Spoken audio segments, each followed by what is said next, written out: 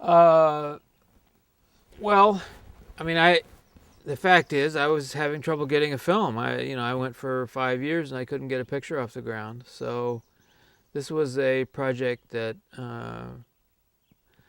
uh, Warner Brothers had been fooling with for a while, and they called me about it. I went down and talked to them, and it was the deal I could make. It was, they decided they were probably going to make the film, so I went for it, and we did like 3 rewrites of the script, and then we finally got a green light, and we went ahead and made the film, which is a rarity in my in my experience. Yeah, because you are considered one of, well, you know that you're considered a legendary film director now. When your name is said, it means a type of film. A Carroll Ballard film means An artsy movie, huh? No, a beautiful film that involves the two things W.C. Fields said never deal with: kids and animals. Yeah. Kids and Animals was not my choice, however. It's not the kind of movie I really wanted to make, but the first film I made was that kind, and that's been my MO ever since. So, I don't complain about it, though. I mean, it's fun making films. I like making films for younger people. I don't necessarily have to make films about younger people. The one thing when I think about your films, and when I was talking about this with one of our producers yesterday, is that when people think of family films, they tend to be cute and syrupy and overacted and contrived, whereas you make, they're either smart films for young people or young films that adults, or children's films that adults love.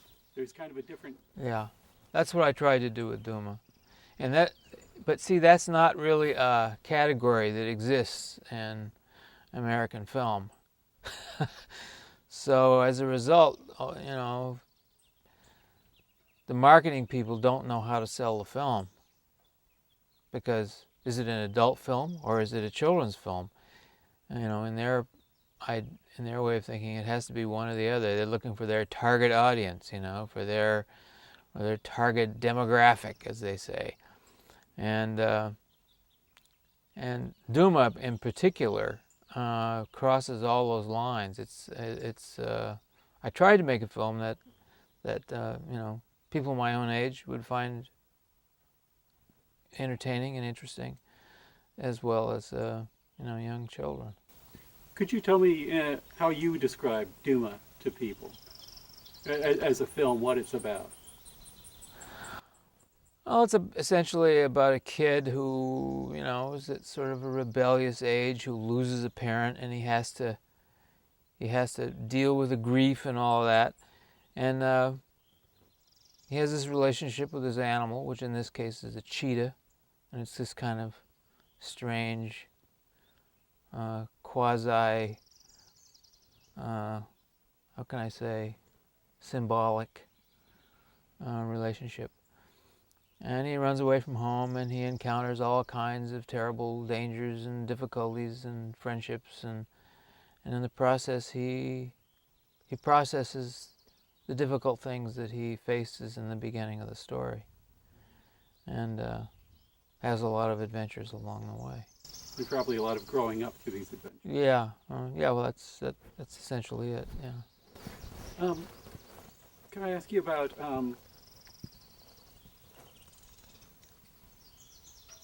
to think. This film is only opening in 3 cities. Yes. Tell me maybe a little bit about maybe the status of the movies, are how what they've become for you, and why it's only playing in 3 cities right now. Well, because Warner Brothers doesn't know how to sell the film. They don't know, as I say, they don't know how to sell the film, and the business people don't really feel that the film has much potential. They don't want to spend the money, the millions of dollars it takes to tie up 1,000 theaters to open the film in. So they don't want to spend that much money, but they want to see whether people like the film or not, whether people will will recommend the film to their friends, whether the film has legs, as they say, whether it will build its own audience, which is a complete rarity these days. I mean, it's almost never happens. I mean, The Black Stallion was a film like that. I mean, they were not going to release Black Stallion either, the studio. They didn't know what to make of it. I remember one of the guys says, "What? Yeah, what is this? Is this an art movie for kids? I mean, what is this?" You know, they couldn't figure it out. They just didn't know, how to sell it or what it was. And they opened it only in one theater, and then it went on from there to become a pretty good hit. So, for the type of film it was, and so they're going to see whether this film has the same kind of potential, whether it'll build its own audience or not, because they knew that when they tested the film, when we did previews, they had a very difficult time getting people to come to see the film. When people found out, it was about a kid and a cheetah in Africa, okay, I got that number. I'm not interested in seeing that film. And so they had a really hard time getting people to come to the previews because people are tired of that kind of movie, And but once people came, they loved the movie. Even kids, 17, 18 years old loved the movie, which, as far as the studio is concerned, forget those people. We're never going to get them in the theater. We got to have 1,000 flying bodies and 1,000,000 horrible monsters in order to get those people in the theater. We got to have, video game type movies or whatever they think is the hot thing at the moment. But in fact, when people saw the film, they really liked it. So they're just trying to see whether it will whether it's possible for a film to open and build its own audience or not. And if it doesn't do well in a couple of weeks, people don't recommend the film to their friends or whatever, then they won't release the film. They'll only release it on DVD. They won't spend the money to release it in the theaters. That's why they're testing it. Because first of all, they don't know, they're not clear how in the world they can sell a film. And secondly, they don't want to risk the money that it would take to actually release the film. Because these days it costs more money, certainly in the case of this film, costs a lot more money to release a film than it does to make it. I also wanted to ask you about, making this film, because since your films predominantly have animals in them. Yes. You've worked with. You name it. Now, which ones are better actors for you, and which ones would you rather not have to work with again? And none of them are actors. None of them are actors. It just takes some kind of a nut to try to make a film with them, because you just have to have a lot of patience. You have to sit there and do it again and again and again and again until you can't tell an animal how to act. You just have to try to do it until you get something that looks like that's what they're doing, or they're feeling or whatever. It's very tedious making these kind of films. I would think a film like this is something that scheduling can be difficult. You might have problems with people that are trying to keep a schedule on, because things won't always work both in nature and with animals the way you want them to be. Right. Yeah, it's very dicey and very tedious. That's the word I apply to this kind of filmmaking. But this film is actually a lot stronger in terms of its performances and the actors who are in the film. There's actually some pretty good dialogue in the movie, which hasn't been much of in most of my other films. And we have some really good actors in it. So.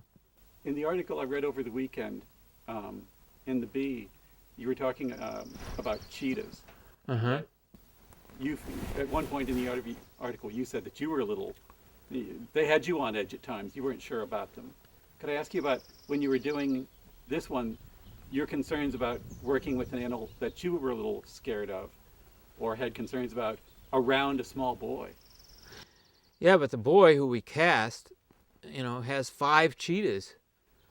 It's a kid who sleeps with cheetahs, It was total serendipity. I mean, we chose the boy because of his performances and how he looked in the screen test and everything, and then found out that he had all these cheetahs and he grew up with cheetahs. I mean, talk about serendipity. That's really something. And it's his own cheetah that's in the film a lot of the time. And he, he has no problem whatsoever with them. And I didn't either after, a few days. It's just that, they're pretty big. And when you first come across it, it's a big, your corpuscles are saying, wait a minute, you're not supposed to be here. This is a natural enemy here. But then you're around them for a while, and they're kind of like big dogs. They're not so much like cats, and they're okay. I mean, like all wild animals like this, I don't think people should have them as pets. I don't think it's such a good idea, because you never can tell what will happen. Not that the animal is bad or a killer or anything like that, but something scares them or something happens that you don't understand, and you can get hurt. But I came to sort of like the cheetahs. They have a very simple program. They sit out there in the veldt, out in the big grassland, and they look. They're very tall. When they sit down, they're like that high, and they look, and something moves out there, and they can see a fly moving a mile away, Something moves, well, they look at it for a minute, it moves a little more, then they go after it. And if it starts to run, it's in trouble, because they're going to go after it. Yeah, I saw that, I don't know, we're probably going on too much about this, but I went to the website and I saw that when they were running, that they'd be running faster than your camera car sometimes. Oh, yeah. Oh, they can accelerate, 0 to 60 in about 2 seconds or something. I mean, it's incredible how fast because they don't weigh hardly anything, Man, they can be up and going full blast, 65, 70 miles an hour and nothing flat. I want to ask you a little bit about filmmaking and your patience, and I'm kind of turning to the camera stuff a bit, because you've been a cameraman. And if I could ask you about just about being a cameraman at times, when you said that you had, on this film, your DP had another commitment and he had to leave and you were still filming and you had to finish it up, and I think you had to finish up the filming on Fly Away Home, perhaps. I know I've got some behind the scenes footage of that where you're filming the final ending. Yeah, but I'm always operating one of the cameras. I mean, I don't know how you can make a film and not be able to watch what's happening through the camera, because that's exactly what it is that you're getting. If you stand off to the side and look at it, it's a very different thing than actually looking through the camera. So I never have really been a cameraman. I only shot one film for another person. I've always been too cantankerous a character to sort of be able to do that very well. So, but I've always, in the films that I've made, I've always shot a fair amount of the material myself, because that's where you really see it happening. And it's where I get a lot of ideas, because when you see it, if you see it through a telephoto lens and something happens, and then you say, oh, well, I could do it that way. And it gives you ideas of how you could actually, invent the film as you go along. And that, to me, is the important thing of it. I don't see how a person can direct a film. Well, I can if it's strictly a dialogue film and it's just actors and it's just close-ups and it's just people talking heads, then yeah, I suppose so. You can stand there and just watch it. But even that, it's different when you stand there and watch it when you look at it through the camera. When you see a big head close-up of somebody and, they raise an eyebrow a little bit and it tells you something. Wow, there it is.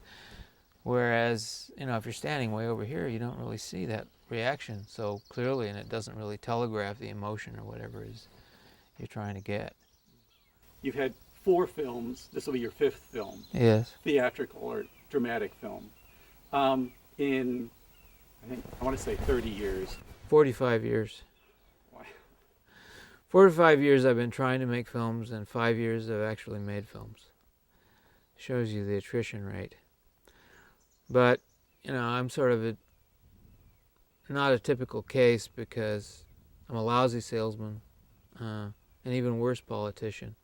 And in film school, those are the two things they should teach you more than anything else: how to sell your ideas, how to sell your notions, and how to play the game once you get the deal going, because you have to deal with a lot of people, and it's a very, very political situation in terms of somebody investing millions of their dollars in your ideas, you know.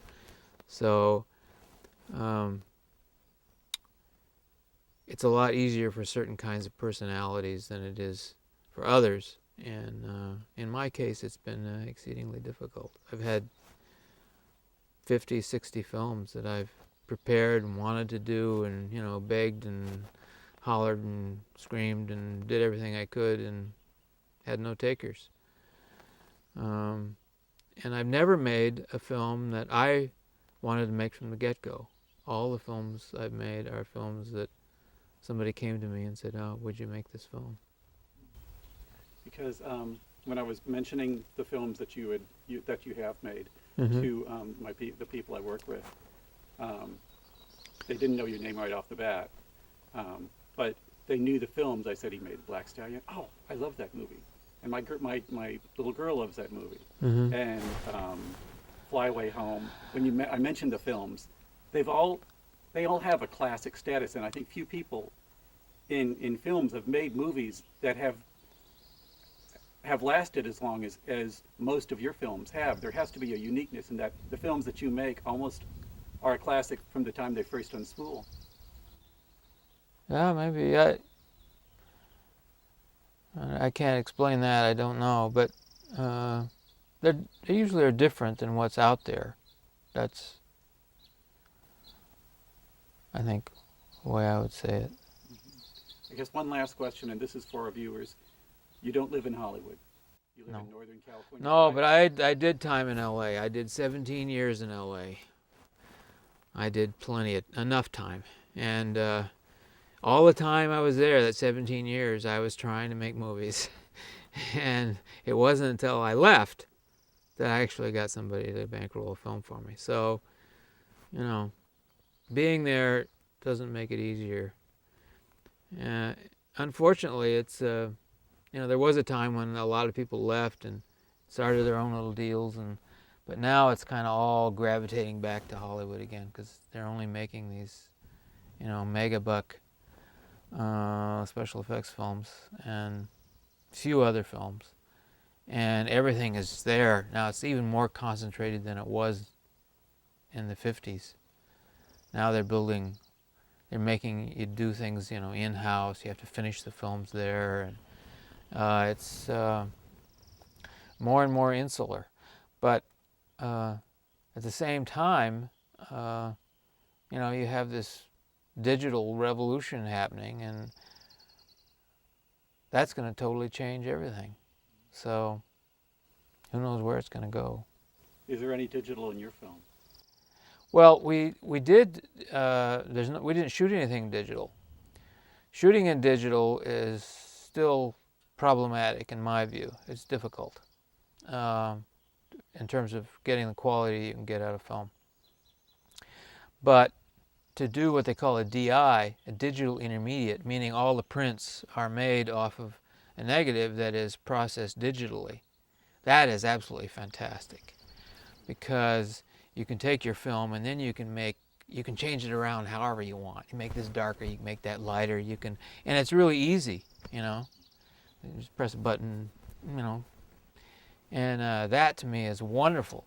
You know, the digital DI process is just fabulous. To me, that is the best process until, I don't know, that I think it'll still be a while. I think I'll still be able to use my old antique cameras for maybe another movie if I can get one